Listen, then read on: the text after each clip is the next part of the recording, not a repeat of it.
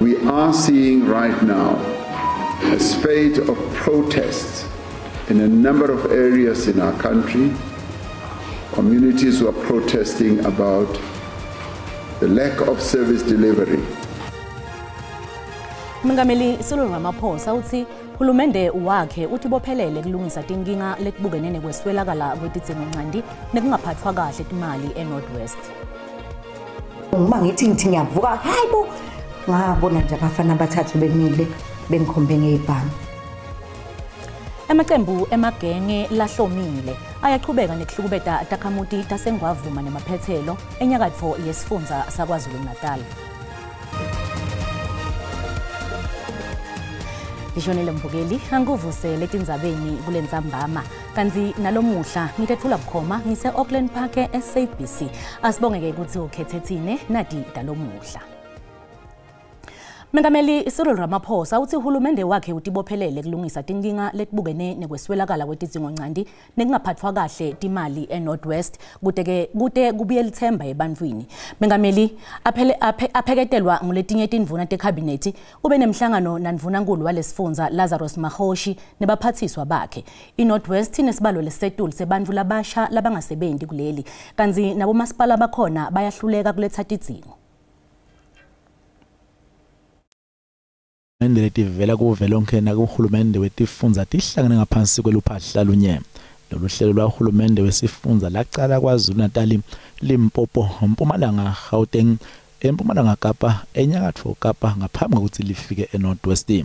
Lolu hlelo luyingcenye yesibopho lesendwa ngumengameli sekuvakashela tifundza nabohulumende basemakhaya ngenhloso yokuthola isombululo tekuphakela takhamuti ngetidzingoncandi. Ngesikhathi avule inkulumo yakhe umengameli uthe kulungelo lawonke kutfola emandi. We are seeing right now a spate of protests in a number of areas in our country.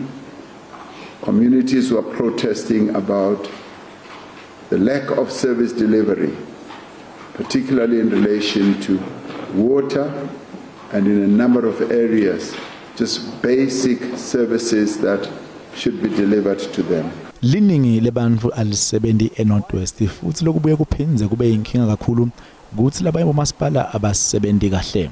Ekucaleni kwaleli viki masipala weDitsobohla ufaka ngaphansi kwesandla seMlondvo Road indvuna elitekulete kubusa nekuhlanganyela netindzaba tenzabuko. Ndvunankulu waseNorthwest uvumile ukuthi tikhona tingcinamba kepha kungalahlwa lithemba kukhona lokuhlela ukutako ingcinje hulumende wavelonke angangenelela. We believe there are opportunities to leverage into tangible projects for communities across the province.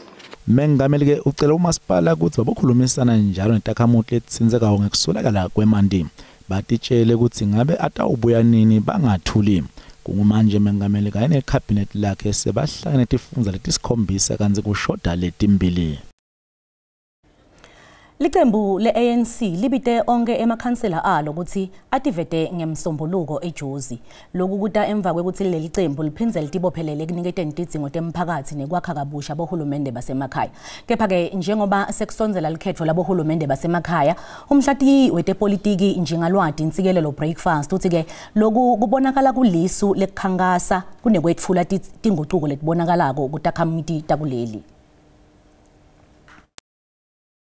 Hlangano lokhethekile lotako wesigungu lesitulu ku-ANC kulempela sonto buholi balelicembu bendela ubito kumakhansela lenhlangano kuvelonke ukuthi afike eJozi ngemsombuluko kuyothatha imiyalo yekusebenta. The roll call is going to tell them what's going to happen in their councils, municipality by municipality. What's going to happen? This is not a talk shop, it's marching orders. The NEC will have deliberated and they will have taken decisions. Njengalwati Breakfast uthi amakhansela adlala inzima lenkulu ekuhlanganiseni abantu phaca nalabo labakuhulumende. Kepha-ke kuleminyaka kamuva kubonakale kwehla kuniketwa kwetidzingo temphakathi ngebucotho. The role of councillors is to make the laws and they represent their constituencies, but the role of public officials is to implement policies. And sometimes, because people are not appointed on merit, they're not able to fulfill their duties. Nanobe kulitsaba lolushisako lolu kepha njengalwati Breakfast uthi kunemibuto ngalesikhathi sekukhishwa kwalesimemetelo. I always get suspicious when a call of this magnitude is made when elections are just around the corner. I think the damage is done. I think most municipalities which are led by the ANC, they've not been receiving clean audits from the AG. Lo mbuthano obanjelwe enkundleni yetemidlalo ye-FNB eJozi ngamsombuluko.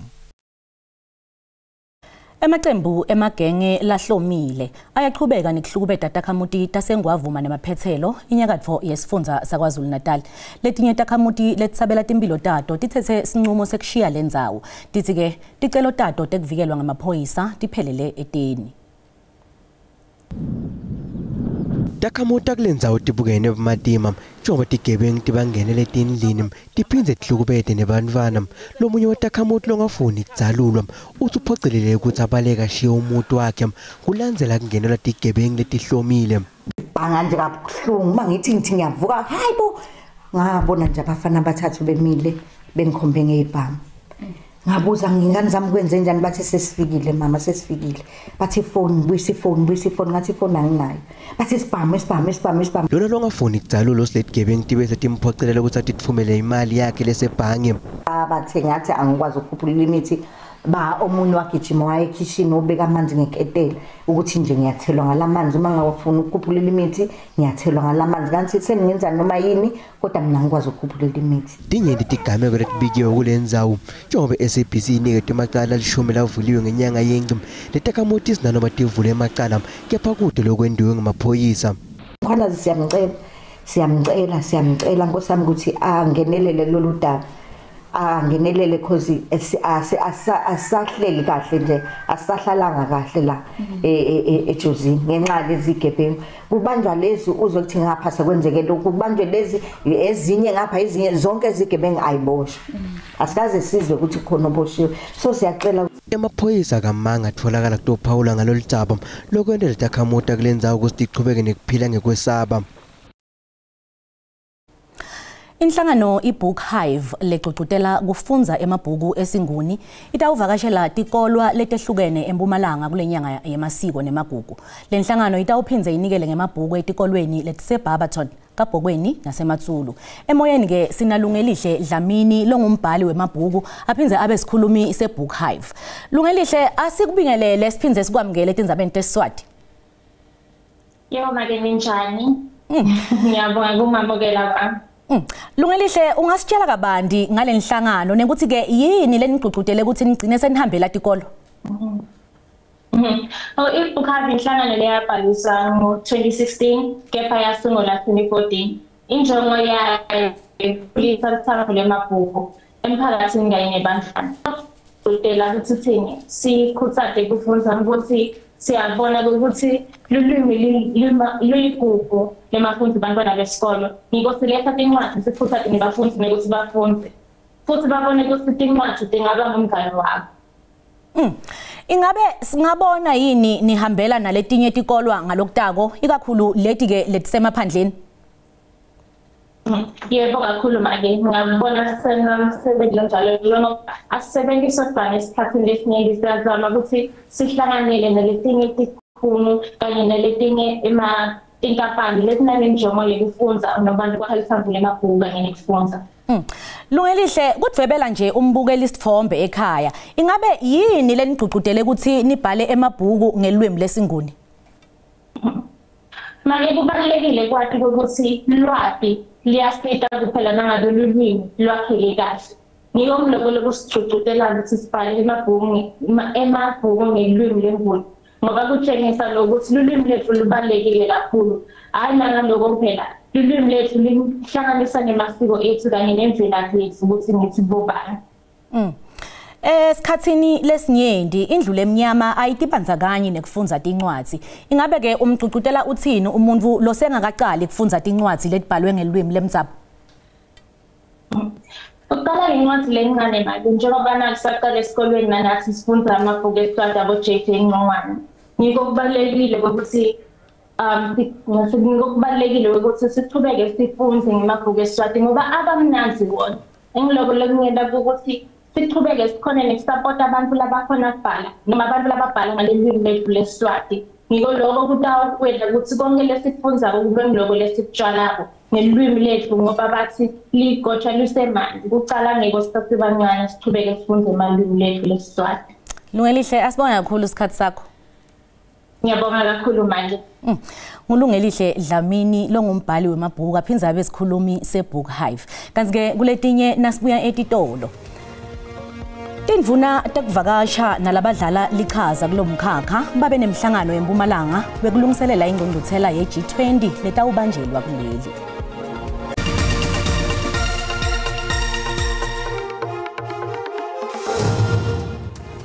Wemukelekile mbukele esigabeni sethu sesibili setindzaba nawusanza ngena ukhethe kahle hlala nathi.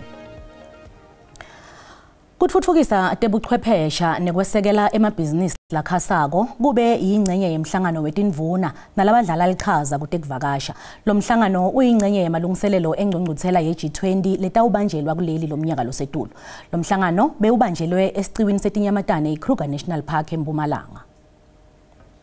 Tindvuna telitiko letekuvakasha nebaholi be-G20 bahlangene ngaphasi kweluphahla lunye kushiyelana lugwayi ngetindlela tekubeka embili kusimama kutekuvakasha kudala ematfuba emisebenti nekucinisekisa kusimama kwemabhizinisi lasakhasa. Tourism in Mpumalanga is not only about beauty, it is about our opportunity. It is about how we unlock inclusive growth for our people. Tourism contributes significantly to job creation. Lomkhakha ungenisa imali lebalelwa ngetulu kwema-trillion emadola asemelika emnotfweni wemhlaba, kanti ke leli lingenisa 8.5% emnotfweni welive. Kunelithemba lekuthi lihhovisi lamengameli lelibuke i-G20 litakweseka lomkhakha. Tourism is one of the world's most powerful industries. It can bridge cultures, creating jobs, opening the doors for new experience. But as it grows, so too does our responsibility grows. Lababuke tekuvakasha kumhlaba uhlangene bancuse emave layingcenye ukuthi atinikele ekutfutfukiseni lomkhakha. Tingxoxo talomhlangano walomuhla titawuba yingcenye yengqungquthela ye-G20 ngeLweti.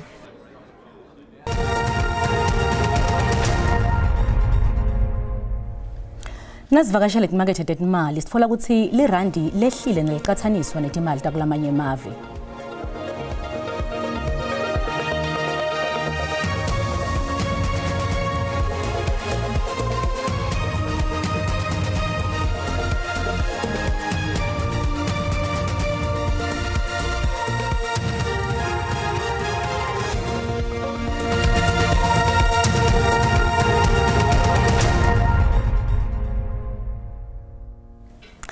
Kusaphuka tidzinzi kusasa inkundleni yetemidlalo iMbombela Stadium njengoba ke kutfolana etuli Orlando Pirates neStellenbosch FC emidlalweni wencamo weMTN 8. Kanti ke kuva kabandi ngalomdlalo nalesingakulinzela sinemhlatiwe wetemidlalo Mpendulo Osithole. Asikomukele Mpendulo etindzabeni telulimi leSiswati kulendzamba.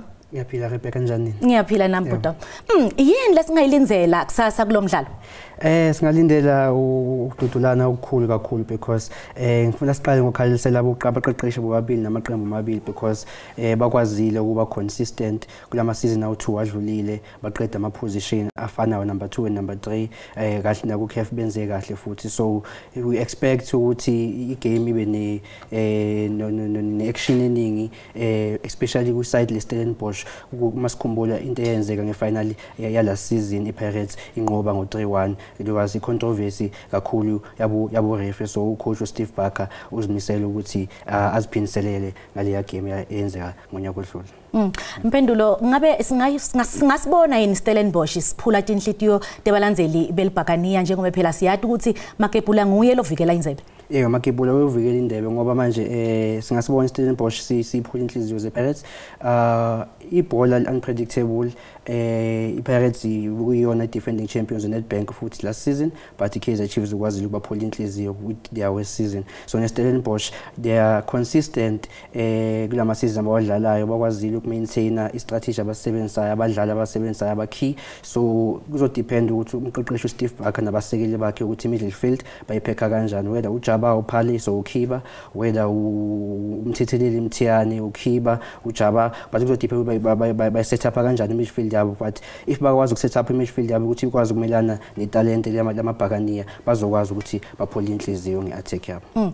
Mpendulo, badlali labanyenti belicembu leOrlando Pirates babuya eqenjini lesive. Ngabe lokho kungaba nemthelela yini uma balungiselela lo mdlalo?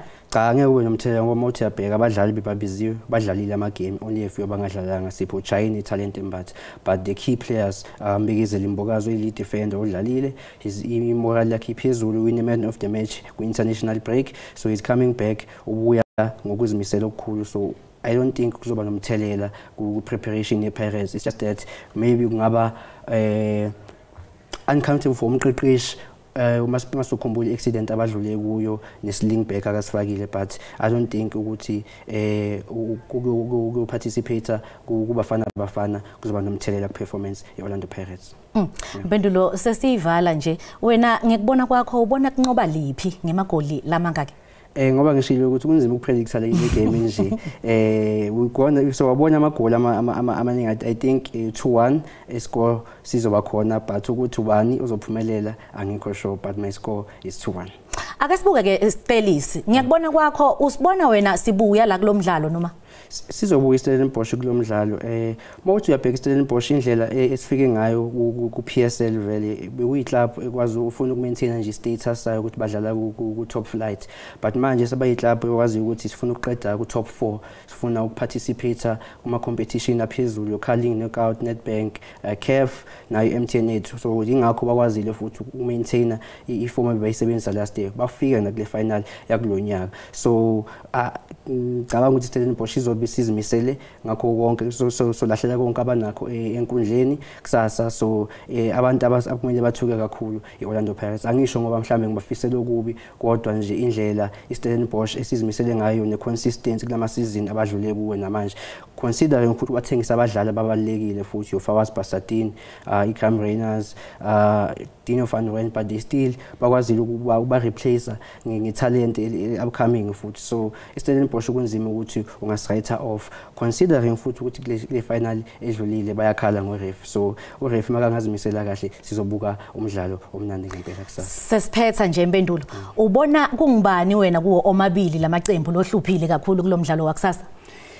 iPirates yibona abavikeli besicoco bazobe bazimisele kakhulu, kodwa nje ngoba ngishilo ukuthi sizolindela action eningi amaqembu omabili afuna ukwenza history. iPirates ufuna ukuwina 4 times in a row, iStellenbosch ufuna ukuwina for the first time in their history. So iaction into engiyaziyo ukuthi kuzobe kumnandi embombela kusasa, ibhola sobe silibukela, sekuzobona ukuthi 6:30 after penalties mhlambe sifike ama penalty ukuthi ubani uzojabula. Mpendulo, ngibonga kakhulu isikhathi sakho. Bonga mina Mpendulo Ngumpendulo Sithole lo ngumhlatiyi wetemidlalo lo Dimele uthi vele ke mbukeli ukuthi kusasa nguwafa eMbombela Stadium lapho ke tabe kutholana etule emacembu lamakhulu khona la ekhaya Orlando Pirates neStellenbosch FC. Sesiyawubona khona phela ukuthi kuyawuhambani. Sikubutile ke futhi mbukeli ukuthi ubona ngathi kutawuphumelela liphi nangombono wakho uyalandzela. Bona Stellenbosch isishaya iPirates nga 2-1. Kusasa licembu leOrlando Pirates lekulicembu lami liyaphumelela ngemagoli lamabili. Mina ngibona amabhakaniya ngiyoletha ukuphumelela iOrlando Pirates kongathi ingabuya naso sikhuni sivutha. Yabona lo mdlalo wakusasa ngibona idlula Orlando Pirates amagoli amabili kwelot. Mina ngibona ibuye Orlando Pirates, ngibona iStellenbosch siwina nga2, 1 big up Stelis high shem yashaya. Nine phakathi kweStellenbosch neOrlando Pirates ngihamba namatipula. Kona ngeke kube malula sitawuphumelela simabhakaniya.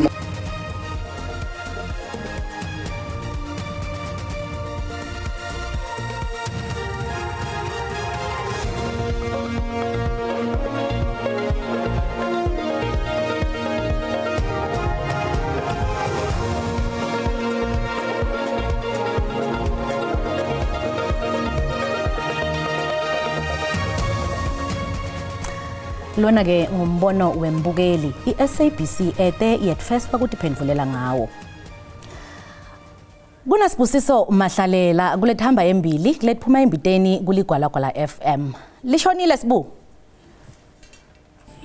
Alishone Mlengane siyavusela kumbukeli zoba tesiswati ekhaya ku-SABC 1 nathi ke lesiphethe kuhlelo namuhla nzambama njengoba sawubaka bandi umhlangano wemalanga lamathathu ngaphasi kwenhlangano elusha ku-ANC lokwe-ANC Youth League njengoba sinemgcini mafa walenhlangano kude ke sitawuvaka bandi nganawo ke umhlangano losonge elangene la namuhla ke tilwa lokho bekase ke tihlangene ke tindvuna letibuye tekuvakasha kumavela ngaphasi kwe-G20 kusiculu setilwane eKruger National Park sinato ke zaselitethu kulesifundza kude ke sitawuvaka bandi sibuke nake kubaleka kona umhlangano njengaloyo ke wemave e-G20 siboleke indlebe ngesimbi yesithupha kuzomadebe ngesimbi yesikhombisa kumsakado ligwalagwala inzamba malehle asibonge kusiboleka indlebe mbukele ekhaya. Asibonga kakhulu kusibu phansi embombela mbukeli tiyaguca talomuhla asiphinze sihlangane ngalokutako tikhona letilama leti tesizulu nakubumbana insimbi yesikhombisa kuyo lenkundla ungakhohlwa ngemba kwetitolo sikhona simo selitulo impela sondvo akube ngilenhle lephephile ngwane.